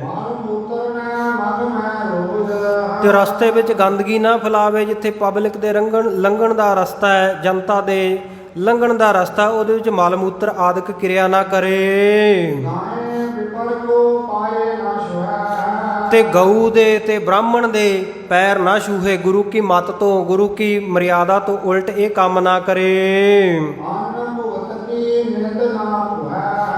ਔਰ ਅੰਨ ਨੂੰ ਭੁਗਤਣ ਤੋਂ ਬਾਅਦ, ਭੋਜਨ ਨੂੰ ਛਕਣ ਤੋਂ ਬਾਅਦ ਉਹਦੀ ਨਿੰਦਾ ਨਾ ਕਰੇ। ਇਹ ਨਾ ਹੋਵੇ ਕਿ ਭੋਜਨ ਛਕ ਲਿਆ ਬਾਅਦ ਵਿੱਚ ਉਹਦੇ 'ਚ ਨੁਕਸ ਕੱਢੀ ਜਾਵੇ, ਇਹਦੇ ਵਿੱਚ ਲੂਣ ਘੱਟ ਸੀ, ਇਹਦੇ ਵਿੱਚ ਮਿਰਚ ਘੱਟ ਸੀ ਤੇ ਇਹ ਚੰਗਾ ਨਹੀਂ ਸੀ ਬਣਿਆ, ਖਾਧਾ ਤਾਂ ਜਾਂਦਾ ਨਹੀਂ ਸੀ, ਖਾਣ ਨੂੰ ਦਿਲ ਤਾਂ ਕਰਦਾ ਨਹੀਂ ਸੀ, ਪਰ ਛਕ ਲਿਆ। ਅੰਨ ਨੂੰ ਛਕਣ ਉਪਰੰਤ ਉਹਦੀ ਨਿੰਦਿਆ ਨਾ ਕਰੇ। ਇਕਾਂਤ ਵਿੱਚ ਬੈਠ ਕੇ ਇਕਾਗਰਤਾ ਦੇ ਨਾਲ ਗੁਰੂ ਚਰਨਾਂ ਦਾ ਧਿਆਨ ਕਰੇ। ਹਿਰਦੇ ਵਿੱਚ, ਦਿਲ ਦੇ ਵਿੱਚ ਚਿਤਵਨੀਆਂ ਨਾ ਚਿਤਵੇ, ਐਵੇਂ ਚਿੰਤਾ ਨਾ ਕਰੀ ਜਾਵੇ। ਨਾਨਕ ਚਿੰਤਾ ਮਤ ਕਰੋ, ਚਿੰਤਾ ਤਿਸੀ ਹੈ ਜਲ ਮੈਂ ਜੀਉ ਪਾਇਨ ਤਿਨਾ ਪੀ ਰੋਜੀ ਦੇ। ਕਹਿੰਦੇ ਚਿੰਤਾ ਨਾ ਕਰੇ ਕਿਸੇ ਗੱਲ ਦੀ, ਸਭ ਕੁਝ ਕਰਤਾਰ ਦੇ ਉੱਤੇ ਅਕਾਲ ਪੁਰਖ ਵਾਹਿਗੁਰੂ ਤੇ ਛੱਡ ਦੇਵੇ ਕਿ ਉਸੇ ਨੂੰ ਚਿੰਤਾ ਹੈ। ਇਸੇ ਪ੍ਰਕਾਰ ਜਿਹੜਾ ਪਾਂਬਰ ਬਦ ਚੱਲਣ ਮਨੁੱਖ ਹੈ, ਭੈੜੇ ਜੀਵਨ ਵਾਲਾ ਮਨੁੱਖ ਹੈ, ਜਿਹੜਾ ਰੱਬ ਦੇ ਦਰ ਘਰ ਕਦੇ ਆਉਂਦਾ ਹੀ ਨਹੀਂ, ਚੰਗਾ ਕਰਮ ਕਦੇ ਭੁੱਲ ਕੇ ਵੀ ਨਹੀਂ ਕਰਦਾ, ਮਾੜੇ ਕਰਮਾਂ ਵਿੱਚ ਖੱਚਤਾ ਉਹਨੂੰ ਕਿਹਾ ਜਾਂਦਾ ਪਾਮਰ ਜਾਂ ਪਾਂਬਰ। ਐਸਾ ਜਿਹੜਾ ਪਾਂਬਰ ਮਨੁੱਖ ਹੈ, ਭੈੜੇ ਜੀਵਨ ਵਾਲਾ ਔਰ ਪਰ ਇਸਤਰੀ, ਇਹ ਦੋਨੋਂ ਹੀ ਬੁਰੇ ਹਨ। ਇਸੇ ਤਰ੍ਹਾਂ ਜਿਹੜਾ ਰਾਜਦੂਤ ਹੈ, ਰਾਜੇ ਨੂੰ ਸੁਨੇਹਾ ਦੇਣ ਵਾਲਾ, ਸੂਈਆ ਜਾਂ CID ਵਾਲਾ, ਉਹਦੀ ਮਿੱਤਰਤਾ ਵੀ ਸਤਿਗੁਰ ਸੱਚੇ ਪਾਤਸ਼ਾਹ ਕਹਿੰਦੇ ਬੁਰੀ ਹੈ। ਤੇ ਸਾਰੀ ਰਾਤ ਜਾਗਦਾ ਨਾ ਰਹੇ ਗੁਰੂ ਕਾ ਸਿੱਖ, ਭਾਵ ਜਗਰਾਤਾ ਇਤਿਆਦਿਕ ਨਾ ਕਰੇ ਦੇਵੀ ਦੇਵਤਿਆਂ ਦਾ। ਇਸੇ ਪ੍ਰਕਾਰ ਸੰਜਮੀ ਜੀਵਨ ਬਤੀਤ ਕਰੇ। ਤੇ ਸਿਥਲ ਦੂਤ ਜਿਹੜਾ ਆਲਸੀ ਦੂਤ ਨਾ ਬਣੇ। ਅਣਅਭਿਆਸੀ ਸਿੱਖ ਜਿਹੜਾ ਅਭਿਆਸ ਨਹੀਂ ਕਰਦਾ, ਵਾਹਿਗੁਰੂ ਵਾਹਿਗੁਰੂ ਮੰਤਰ ਦਾ ਜਾਪ ਨਹੀਂ ਕਰਦਾ ਸਿੱਖ। ਤੇ ਇਸੇ ਪ੍ਰਕਾਰ ਅਣਅਭਿਆਸੀ ਦੀ ਸੰਗਤ ਤਿਆਗ ਦੇਵੇ, ਆਲਸ ਤੋਂ ਬਚ ਕੇ ਰਹੇ ਤੇ ਕੱਚਾ ਤੇ ਸੁੱਕਾ ਮਾਸ, ਕਿਸੇ ਵੀ ਪ੍ਰਕਾਰ ਦਾ ਮਾਸ ਗੁਰੂ ਕਾ ਸਿੱਖ ਨਾ ਵਰਤੇ। और के रमते नारी छोरा ਇਸੇ ਪ੍ਰਕਾਰ ਪਰਤਨਗਾਮੀ ਨਾ ਹੋਵੇ, ਤਿਆਗ ਦੇਵੇ। जे अपनी इंद्री है ठोरा ਆਪਣੀਆਂ ਇੰਦਰੀਆਂ ਨੂੰ ਵਸ ਦੇ ਵਿੱਚ, ਸੰਜਮ ਵਿੱਚ ਰੱਖੇ। अब नास्तकी मत्सर तले ਹਾਂ, ਇੰਦਰੀਆਂ ਨੂੰ ਵਸ ਵਿੱਚ ਰੱਖਣਾ ਗੁਰੂ ਕੇ ਸਿੱਖ ਨੇ ਜਿਹੜਾ ਰੱਖਦਾ ਹੈ। ਤੇ ਨਾਲ ਭਾਈ ਦੰਭ, ਕਿਸੇ ਦੰਭੀ ਪਖੰਡੀ ਗੁਰੂ ਦਾ ਚੇਲਾ ਨਾ ਬਣੇ। ਨਾਸਤਕੀ, ਨਾਸਤਕਾਂ ਦੀ ਸੰਗਤ ਨਾ ਕਰੇ, ਜਿਹੜੇ ਰੱਬ ਨੂੰ ਮੰਨਦੇ ਹੀ ਨਹੀਂ, ਜਿਹੜੇ ਕਹਿੰਦੇ ਆ ਆਹ ਜਗ ਮਿੱਠਾ ਅਗਲਾ ਕਿਨ ਡਿੱਠਾ, ਉਹਨਾਂ ਦੀ ਸੰਗਤ ਵੀ ਤਿਆਗੇ। ਔਰ ਮਤਸਰ ਤਜੇ, ਜਿਹੜੀ ਨਿੰਦਿਆ ਇਤਿਆਦਕ ਹੈ, ਈਰਖਾ ਹੈ, ਇਹਦਾ ਵੀ ਤਿਆਗ ਕਰ ਦੇਵੇ। ਸੋ ਇਸ ਪ੍ਰਕਾਰ ਜਿਹੜੇ ਨਿੰਦਕ ਲੋਕ ਹੈ, ਨਾਸਤਕ ਲੋਕ ਹੈ, ਦੰਭੀ ਪਖੰਡੀ ਹੈ, ਉਹਨਾਂ ਦੀ ਸੰਗਤ ਨਾ ਕਰੇ। ਤੇ ਨਾ ਹੀ ਗੁਰੂ ਕਾ ਸਿੱਖ ਆਪ ਦੰਭ ਕਰੇ, ਨਾਸਤਿਕਤਾ ਨਾ ਧਾਰਨ ਕਰੇ, ਤੇ ਕਿਸੇ ਦੀ ਨਿੰਦਾ ਚੁਗਲੀ ਈਰਖਾ ਨਾ ਕਰੇ ਕਿਸੇ ਨਾਲ। असुआ निंदा चिंत ना भजे ਅਸੂਆ ਕਹਿੰਦੇ ਨੇ ਕਿਸੇ ਵਿੱਚ ਬਿਨਾਂ ਕਾਰਨ ਦੋਸ਼ ਕੱਢਣੇ। ਐਵੇਂ ਬਿਨਾਂ ਗੱਲੋਂ ਕਿਸੇ ਵਿੱਚ ਦੋਸ਼ ਨਾ ਕੱਢੇ, ਕਿਸੇ ਦੀ ਨਿੰਦਿਆ ਨਾ ਕਰੇ, ਔਰ ਇਸੇ ਪ੍ਰਕਾਰ ਚਿੰਤਾ ਝੋਰੇ ਨਾ ਕਰੇ। आग तरवर जग बास निहारा ਹਾਂ, ਜਿਵੇਂ ਖਗ ਨਾਮ ਹੈ ਪੰਛੀ ਦਾ, ਤਰਵਰ ਨਾਮ ਹੈ ਦਰਖਤ ਦਾ। ਜਿਵੇਂ ਦਰਖਤ ਦੇ ਉੱਤੇ ਪੰਛੀ ਬਹਿੰਦਾ ਨਾ, ਇਸੇ ਪ੍ਰਕਾਰ ਜਗਤ ਨੂੰ ਜਾਣੇ। ਪ੍ਰਾਣੀ ਕਿਆ ਮੇਰਾ ਕਿਆ ਤੇਰਾ, ਜੈਸੇ ਤਰਵਰ ਪੰਖ ਬਸੇਰਾ। ਸਤਿਗੁਰ ਸੱਚੇ ਪਾਤਸ਼ਾਹ ਕਹਿੰਦੇ ਇਸ ਪ੍ਰਕਾਰ ਜਾਣੇ ਸੰਸਾਰ ਨੂੰ ਕਿ ਇਹ ਸੰਸਾਰ ਤਾਂ ਇੱਕ ਦਰਖਤ ਦੀ ਨਿਆਈ ਹੈ। ਬਿਰਖਾ ਹੇਠ ਸਭ ਜੰਤ ਇਕੱਠੇ, ਇੱਕ ਤੱਤੇ ਇੱਕ ਬੋਲਣ ਮਿੱਠੇ, ਅਸਤ ਅਦੋਤ ਭਇਆ ਉੱਠ ਚੱਲੇ, ਜਿਉ ਜਿਉ ਔਦ ਵਿਹਾਣੀਆਂ। ਜਿਵੇਂ ਜਿਵੇਂ ਸਮਾਂ ਬਤੀਤ ਹੋ ਰਿਹਾ, ਉਮਰ ਬੀਤਦੀ ਜਾ ਰਹੀ ਹੈ, ਇਹ ਦਰਖਤ ਦੇ ਉੱਤੋਂ ਪੰਛੀਆਂ ਦੀ ਤਰ੍ਹਾਂ ਉਡਾਰੀ ਮਾਰ ਕੇ ਸਭ ਨੇ ਚਲੇ ਜਾਣਾ ਹੈ। ਇਸੇ ਤਰ੍ਹਾਂ ਸੰਸਾਰ ਨੂੰ ਤਰਵਰ ਦਰਖਤ ਦੀ ਨਿਆਈ, ਤੇ ਆਪਣੇ ਆਪ ਨੂੰ, ਜੀਵ ਨੂੰ ਪੰਛੀ ਦੀ ਨਿਆਈ ਜਾਣੇ। रैन दिना निज तत उचारै ਤੇ ਦਿਨ ਰਾਤ ਨਿਜ ਤਤ, ਮਨ ਤੂੰ ਜੋਤ ਸਰੂਪ ਹੈ, ਆਪਣਾ ਮੂਲ ਪਛਾਣ, ਆਤਮ ਤਤ ਦਾ ਵਿਵੇਚਨ ਕਰੇ। देव राग लख जगत अपारा ਸੰਸਾਰ ਨੂੰ ਝੂਠਾ ਕੂੜਾ ਜਾਣ ਕੇ ਮਨ ਵਿੱਚ ਵਿਰਾਗ ਧਾਰਨ ਕਰੇ। हे प्राण गुण आत्म न्यारा ਦੇਹੀ ਨੂੰ, ਪ੍ਰਾਣਾਂ ਨੂੰ, ਸਵਾਸਾਂ ਨੂੰ, ਸਰੀਰ ਨੂੰ ਅਤੇ ਆਤਮਾ ਨੂੰ, ਇਹਨਾਂ ਨੂੰ ਤਿੰਨਾਂ ਗੁਣਾਂ ਤੋਂ, ਤ੍ਰੈ ਗੁਣ ਤੋਂ ਨਿਆਰਾ ਵੱਖਰਾ ਕਰਕੇ ਵੇਖੇ।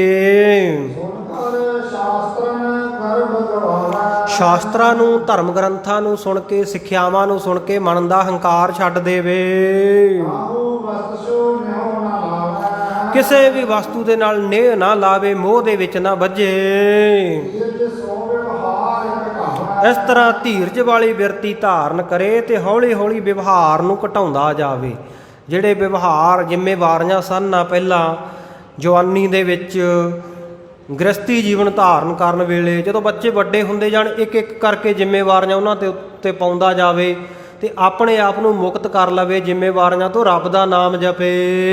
सहज सहज सब सो छुटकारा ਬਸ ਇਸ ਪ੍ਰਕਾਰ ਸਹਿਜੇ ਸਹਿਜੇ ਸਾਰੀਆਂ ਜ਼ਿੰਮੇਵਾਰੀਆਂ ਤੋਂ ਪੱਲਾ ਛੁਡਾ ਲਵੇ। जिसे बुद्धि सुमत का बोध करा ਹਾਂਜੀ, ਇਸ ਪ੍ਰਕਾਰ ਜੇਕਰ ਕੋਈ ਮਾੜੀ ਮੱਤ ਵਾਲਾ ਮਿਲੇ ਤਾਂ ਉਹਦੇ ਵਾਸਤੇ ਸੁਮੱਤ ਕਾ ਬੋਧਕ, ਉਹਦੇ ਵਾਸਤੇ ਚੰਗੀ ਮੱਤ ਦੇਣ ਵਾਲਾ ਬਣੇ, ਉਹਨੂੰ ਚੰਗਾ ਉਪਦੇਸ਼ ਦੇਵੇ ਗੁਰੂ ਕਾ ਸਿੱਖ। प्राण पान की कत का शोध करा ਇਸੇ ਪ੍ਰਕਾਰ ਪ੍ਰਾਣ, ਅਪਾਨ, ਸਾਸ, ਗਰਾਸ ਵਾਹਿਗੁਰੂ ਦੇ ਨਾਮ ਦਾ ਸੋਧਕ ਬਣੇ, ਵਾਹਿਗੁਰੂ ਦਾ ਨਾਮ ਜਪੇ। बड़ी बेर भोजन न खाए ਬਹੁਤੀ ਵਾਰ ਭੋਜਨ ਨਾ ਕਰੇ। ਇਹ ਨਹੀਂ ਕਿ ਸਾਰਾ ਦਿਨ ਛਕਦਾ ਛਕਾਉਂਦਾ ਹੀ ਰਹੇ, मान बढ़ाई अपन न गाए ਤੇ ਆਪਣਾ ਮਾਣ, ਆਪਣੀ ਵਡਿਆਈ ਨੂੰ ਨਾ ਗਾਉਂਦਾ ਰਹੇ ਪੈਂਦੇ ਖਾਂ ਵਾਂਗੂ। सातक भोज सुनाई शोभा ਕੋ ਸੱਤ, ਝੂਠ ਤੇ ਮਾੜਾ ਭੋਜਨ ਤੇ ਸਵੈ ਨਾਰੀ ਸੋਭਾ, ਆਪਣੀ ਇਸਤਰੀ ਦੀ ਸੋਭਾ ਨੂੰ ਐਵੇਂ ਬਿਨਾਂ ਗੱਲੋਂ ਵਧਾ ਚੜਾ ਕੇ ਕਰੀ ਜਾਣਾ, ਇਹਨਾਂ ਚੀਜ਼ਾਂ ਤੋਂ ਵੀ ਬਚੇ। इनको तजै न तारे और लोपा ਇਹਨਾਂ ਸਭਨਾਂ ਨੂੰ ਤਜ ਦੇਵੇ, ਨਾ ਧਰ ਉਰ ਲੋਭਾ, ਹਿਰਦੇ ਵਿੱਚ ਲੋਭ ਲਾਲਚ ਨਾ ਕਰੇ। हल्की मलकी नटकी पंडित ਇਸੇ ਤਰ੍ਹਾਂ ਮੂਰਖ ਦੀ, ਪਹਿਲਵਾਨ ਦੀ ਔਰ ਨਟਕੀ ਨਾਟਕਬਾਜ਼ਾਂ ਦੀ ਸੰਗਤ, ਉਹਦੇ ਵਿੱਚ ਬਹੁਤਾ ਚਿਰ ਨਾ ਰਹੇ, ਕਿਉਂਕਿ ਮੂਰਖ ਦੀ ਸੰਗਤ ਦੇ ਵਿੱਚ ਕੁਝ ਮਿਲਣਾ ਨਹੀਂ, ਤੇ ਭਲਵਾਨਾਂ ਦੀ ਸੰਗਤ ਦੇ ਵਿੱਚ ਜਾ ਕੇ ਜੇ ਬਹੁਤਾ ਦੇਰ ਬੈਠੂਗਾ, ਐਵੇਂ ਉਹਨਾਂ ਨਾਲ ਪੰਗੇ ਲਹੂਗਾ ਤੇ ਲੱਤ ਬਾਂਹ ਹੀ ਤੜਾਊ ਨਾ ਭਲਵਾਨਾਂ ਕੋਲੋਂ। ਇਸ ਕਰਕੇ ਕਹਿੰਦੇ ਨਾਟਕੀ ਪੰਗਤ। ਤੇ ਜਿਹੜੇ ਨਾਟਕਬਾਜ਼ ਹੈ, ਨਾਟਕ ਚੇਟਕ ਕਰਨ ਵਾਲੇ ਤਮਾਸ਼ਬੀਨ ਹੈ, ਉਹਨਾਂ ਦੀ ਵੀ ਸੰਗਤ ਵਿੱਚ ਬਹੁਤਾ ਚਿਰ ਨਾ ਰਹੇ। ਗੁਰੂ ਕਾ ਸਿੱਖ ਐਵੇਂ ਨਾਟਕਬਾਜ਼ ਬਣ ਜਾਵੇਗਾ। ਪੜਾਵੇ ਸਾਧੂ ਸੰਗਤ ਆਪਣੇ ਪੁੱਤਰ ਨੂੰ, ਆਪਣੀ ਸੰਤਾਨ ਪੁੱਤਰ ਧੀਆਂ ਨੂੰ ਸਾਧੂ ਸੰਗਤ ਦੇ ਵਿੱਚ ਪੜ੍ਹਾਵੇ, ਕਿਸੇ ਚੰਗੇ ਗੁਰਮੁਖ ਦੇ ਕੋਲੋਂ ਗੁਰਮੁਖੀ ਦੀ ਵਿੱਦਿਆ ਦਿਵਾਵੇ, ਗੁਰਬਾਣੀ ਦੀ ਵਿੱਦਿਆ ਦਿਵਾਵੇ, ਚੰਗੀ ਸੰਗਤ ਵਾਲੇ, ਚੰਗੇ ਜੀਵਨ ਵਾਲੇ ਟੀਚਰ ਅਧਿਆਪਕ ਕੋਲ ਪੜ੍ਹਨੇ ਪਾਵੇ। ਦੇਵ ਭਵਨ ਚਿਰ ਮੈਂ ਰਹਾ ਤੇ ਇਸੇ ਤਰ੍ਹਾਂ ਪੂਜਾ ਅਸਥਾਨ ਦੇ ਉੱਤੇ ਬਹੁਤੀ ਦੇਰ ਨਾ ਟਿਕ ਕੇ ਬੈਠੇ, ਕਿਉਂਕਿ ਜਿੰਨਾ ਚਿਰ ਮਨ ਦੀ ਇਕਾਗਰਤਾ ਉਨੀ ਦੇਰ ਬੈਠਣਾ ਯੋਗ ਹੈ। ਨਹੀਂ ਤਾਂ ਬਾਅਦ ਵਿੱਚ ਜੇ ਬਹੁਤਾ ਦੇਰ ਬੈਠਾ ਰਿਹਾ, ਆਏ ਗਏ ਦੀ ਫਿਲਮ ਹੀ ਬਣਾਵੇਗਾ, ਕੌਣ ਆਇਆ ਕੌਣ ਗਿਆ, ਕਿਹਨੇ ਕਿਵੇਂ ਮੱਥਾ ਟੇਕਿਆ। ਮਨ ਦੀ ਇਕਾਗਰਤਾ ਜਿੰਨੀ ਦੇਰ ਤੱਕ ਉਨੀ ਦੇਰ ਹੀ ਬੈਠੇ। ਕਰਨੀ ਭੇਦ ਨਾ ਕਿਸੋਂ ਕਹਾ ਤੇ ਆਪਣੀ ਕਰਨੀ ਦਾ ਭੇਤ ਨਾ ਕਿਸੇ ਨੂੰ ਦੱਸੇ। ਐਵੇਂ ਨਾ ਕਹਿੰਦਾ ਫਿਰੇ ਜੀ ਮੈਂ ਤਾਂ 5 ਬਾਣੀਆਂ ਦਾ ਪੱਕਾ ਨਿਤਨੇਮੀ ਹੈ, ਮੈਂ ਤਾਂ ਜੀ 5 ਗ੍ਰੰਥੀ ਵੀ ਪੜ੍ਹਦਾ, ਮੈਂ ਤਾਂ ਨਾਲ ਆਸਾ ਦੀ ਵਾਰ, ਸੁਖਮਣੀ 22 ਵਾਰਾਂ, ਮੈਂ ਤਾਂ ਚੰਡੀ ਦੀ ਵਾਰ, ਮੇਰਾ ਇੰਨਾ ਨਿਤਨੇਮ, ਇੰਨੇ ਘੰਟੇ ਸਿਮਰਨ ਕਰਦਾ ਹੈ। ਆਪਣੀ ਵਡਿਆਈ ਆਪੇ ਨਾ ਗਾਉਂਦਾ ਫਿਰ, ਜਿਹੜੀ ਕਰਨੀ ਕਮਾਈ ਆ ਉਹਨੂੰ ਗੁਪਤ ਰੱਖੇ। ਸਮਤਾ ਨਿਤ ਸਭਨ ਕੋ ਹੀਰਾ ਤੇ ਸਮਤਾ ਬਰਾਬਰਤਾ ਦੇ ਨਾਲ ਹੀ ਸਾਰਿਆਂ ਨੂੰ ਨਿੱਤਾ ਪ੍ਰਤੀ ਦੇਖੇ। ਆਏ ਸਮੈ ਕੁਛ ਪਛ ਨਾ ਤੇਰਾ ਜੇ ਗੁਰੂ ਨੇ ਤੈਨੂੰ ਨਿਆਂ ਦੀ ਕੁਰਸੀ ਬਖਸ਼ ਦਿੱਤੀ ਹੈ, ਤੂੰ ਨਿਆਂ ਕਰਨ ਵਾਲਾ ਬਣ ਗਿਆ ਤੇ ਨਿਆਂਕਾਰੀ ਚੰਗਾ ਬਣੀ। ਕਿਸੇ ਦਾ ਪੱਖ ਨਾ ਕਰੀ ਐਵੇਂ ਕਿ ਇਹ ਤਾਂ ਸਾਡਾ ਬੰਦਾ, ਜੇ ਇਹਨੂੰ ਐਵੇਂ ਇਹਦੇ ਵਿਰੋਧ 'ਚ ਫੈਸਲਾ ਦੇਤਾ ਵੋਟਾਂ ਟੁੱਟ ਜਾਣਗੀਆਂ। ਜਾਂ ਅਮੀਰ ਦੇਖ ਕੇ ਵੀ ਇਹ ਤੋਂ ਕੁਝ ਨਾ ਕੁਝ ਧਨ ਪਦਾਰਥ ਲੈ ਲਾਂਗੇ, ਗਰੀਬ ਮਾਰ ਕਰਦੇ ਮੈਂ ਐਵੇਂ ਉਹਦੇ ਵਿਰੋਧ ਵਿੱਚ। ਕਹਿੰਦੇ ਨਿਆਂ ਸਮੇਂ ਕਿਸੇ ਦਾ ਪੱਖਪਾਤ ਨਾ ਕਰੇ। ਭੋਗਨ ਕੀ ਕੀਰਤ ਨਾ ਕੀਜਾ ਤੇ ਭੋਗਾਂ ਦੀ, ਪਦਾਰਥਾਂ ਦੀ ਕੀਰਤੀ ਨਾ ਕਰੇ। ਖਾਨ ਪਾਨ ਮੈਂ ਥਿਤ ਮਨ ਕੀਜਾ ਤੇ ਖਾਣ ਪਾਣ ਦੇ ਵਿੱਚ ਮਨ ਨੂੰ ਨਾ ਟਿਕਾ ਕੇ ਰੱਖੇ ਬਹੁਤਾ। ਇਸ ਸਥਿਤੀ ਦੇ ਨਾਲ ਮਨ ਨੂੰ, ਆਪਣੇ ਨੂੰ ਵਾਹਿਗੁਰੂ ਚਰਨਾਂ ਵਿੱਚ ਟਿਕਾਵੇ। ਖਾਣ ਪੀਣ ਦੇ ਵਿੱਚ ਮਨ ਨਾ ਟਿਕਾ ਕੇ ਰੱਖੇ। ਸੁਦਾ ਹਾਰ ਵਿਹਾਰ ਜੋ ਸੁਦਾ ਇਸ ਪ੍ਰਕਾਰ ਜਿਸ ਗੁਰੂ ਕੇ ਸਿੱਖ ਦਾ ਆਹਾਰ ਸ਼ੁੱਧ ਹੈ, ਸੁੱਧਾ ਆਹਾਰ, ਵਿਹਾਰ ਜੋ ਸੁੱਧਾ, ਤੇ ਜਿਹਦਾ ਕਾਰ ਵਿਹਾਰ, ਜਿਹਦਾ ਵਰਤੋਂ ਵਿਹਾਰ ਲੋਕਾਂ ਦੇ ਨਾਲ ਮਿਲ ਵਰਤਣ, ਕੰਮਕਾਰ ਸ਼ੁੱਧ ਹੈ, ਕਿਸੇ ਪ੍ਰਕਾਰ ਦੀ ਉਹਦੇ ਵਿੱਚ ਠੱਗੀ ਬੇਈਮਾਨੀ ਇਤਿਆਦਿਕ ਨਹੀਂ ਹੈ। ਕਰਤ ਰਹਿ ਸਿਖ ਘਰ ਤਨ ਰੁਦਾ ਇਸ ਪ੍ਰਕਾਰ ਜਿਹੜਾ ਗੁਰੂ ਕਾ ਸਿੱਖ ਗੁਰੂ ਕੀ ਮਿਤ ਮਰਿਆਦਾ ਵਿੱਚ ਉਪਰੋਕਤ ਬਚਨਾਂ ਨੂੰ ਮੰਨਦਾ ਹੋਇਆ ਜ਼ਿੰਦਗੀ ਬਤੀਤ ਕਰੇਗਾ, ਸ਼ੁੱਧ ਵਿਹਾਰ ਕਰੇਗਾ, ਸ਼ੁੱਧ ਆਹਾਰ ਰੱਖੇਗਾ, ਸਿੱਖ ਘਰ ਧਨ ਰੁੱਧਾ। ਕਹਿੰਦੇ ਉਸ ਸਿੱਖ ਦੇ ਘਰ ਦੇ ਵਿੱਚ ਬਹੁਤੇ ਪਦਾਰਥ, ਬਹੁਤੇ ਧਨ ਦੀ ਗੁਰੂ ਨਾਨਕ ਦੇਵ ਮਹਾਰਾਜ ਸੱਚੇ ਪਾਤਸ਼ਾਹ ਬਖਸ਼ਿਸ਼ ਕਰ ਦੇਣਗੇ। ਸੋ ਅਧਿਆਏ ਦੀ ਸਮਾਪਤੀ ਹੈ ਇੱਥੇ। ਤੇ ਥੋੜ੍ਹਾ ਜਿਹਾ ਸਮਾਂ ਵੱਧ ਲੱਗ ਗਿਆ, ਕਿਉਂਕਿ ਅਧਿਆਏ ਦੀ ਆਪਾਂ ਅੱਜ ਕੱਲ੍ਹ ਵਚਨ ਕੀਤਾ ਸੀ ਕਿ ਕੱਲ੍ਹ ਸਮਾਪਤੀ ਕਰ ਦੇਣੀ ਆ। ਸੋ ਅੱਗੇ ਸਤਿਗੁਰੂ ਸੱਚੇ ਪਾਤਸ਼ਾਹ ਜੀ ਦਾ ਜਿਵੇਂ ਪ੍ਰਸੰਗ ਆਵੇਗਾ, ਭਾਈ ਧਿਆਨ ਸਿੰਘ ਸਿੱਖ ਜੀ ਨੇ ਵਚਨ ਖਰੀਦਿਆ ਸੀ ਭਾਈ ਹਰਗੋਪਾਲ ਤੋਂ, ਸ਼ਰਧਾ ਭਾਵਨਾ ਦੇ ਨਾਲ ਉਹਦੇ ਉੱਤੇ ਸਤਿਗੁਰੂ ਦੀਆਂ ਕਿਵੇਂ ਬਖਸ਼ਿਸ਼ਾਂ ਹੋਈਆਂ, ਇਹ ਕੱਲ੍ਹ ਦੇ ਦੀਵਾਨ ਦੇ ਵਿੱਚ ਸਰਵਣ ਕਰਾਂਗੇ। ਅੱਜ ਦੀ ਕਥਾ ਵਿਚਾਰ ਦੌਰਾਨ ਹੋਈਆਂ ਗਲਤ ਜਾਂ ਭੁੱਲਾਂ ਦੀ ਖਿਮਾ ਗਰੀਬ ਨਵਾਜ਼ ਸੱਚੇ ਪਾਤਸ਼ਾਹ ਕਰਨ। ਸੁਣਿਆ ਗੁਰੂ ਉਪਦੇਸ਼ ਸਾਨੂੰ ਤੁਹਾਨੂੰ ਸਭ ਨੂੰ ਕਮਾਉਣ ਦੀ ਸੋਝੀ ਬਖਸ਼ਣ, ਤੇ ਸੁੱਧ ਆਹਾਰ ਰੱਖੀਏ, ਸੁੱਧ ਵਿਹਾਰ ਰੱਖੀਏ, ਤਾਂ ਕਿ ਸਾਡੇ ਘਰ ਦੇ ਵਿੱਚ ਵੀ ਨਾਮ ਧਨ ਔਰ ਪ੍ਰਤੱਖ ਧਨ ਸਤਿਗੁਰੂ ਜੀ ਬਹੁਤਾ ਬਖਸ਼ਿਸ਼ ਕਰਨ। ਕਿਹੜਾ ਸਿੱਖ ਹੈ ਜਿਹੜਾ ਨਹੀਂ ਚਾਹੁੰਦਾ ਕਿ ਮੇਰੇ ਘਰ ਵਿੱਚ ਬਹੁਤਾ ਧਨ ਹੋਵੇ। ਸੋ ਭਾਈ ਬਹੁਤਾ ਧਨ ਘਰ ਵਿੱਚ ਰੱਖਣਾ ਚਾਹੁੰਦੇ ਆ, ਜਾਂ ਹਿਰਦੇ ਦੇ ਵਿੱਚ ਨਾਮ ਧਨ ਦੀ ਬਖਸ਼ਿਸ਼ ਲੈਣਾ ਚਾਹੁੰਦੇ ਆ, ਤੇ ਆਪਣਾ ਕਾਰ ਵਿਹਾਰ ਤੇ ਆਪਣਾ ਭੋਜਨ ਆਹਾਰ ਇਹਨੂੰ ਸ਼ੁੱਧ ਰੱਖੀਏ। ਫਿਰ ਸਤਿਗੁਰੂ ਦੀ ਕਿਰਪਾ ਹੋਏਗੀ। ਸਮਾਪਤੀ ਦੀਆਂ ਤੁਕਾਂ ਪੜ੍ਹ ਕੇ ਸਮਾਪਤੀ ਵਿੱਚ ਸ਼ਾਮਲ ਹੋਈਏ ਜੀ। ਸੁਦਾ ਹਾਰ ਵਿਹਾਰ ਜੋ ਸੁਦਾ ਕਰਤ ਰਹਿ ਸਿੱਖ ਘਰ ਧਨ ਰੁੱਧਾ। ਵਾਹਿਗੁਰੂ ਜੀ ਕਾ ਖਾਲਸਾ, ਵਾਹਿਗੁਰੂ ਜੀ ਕੀ ਫਤਿਹ।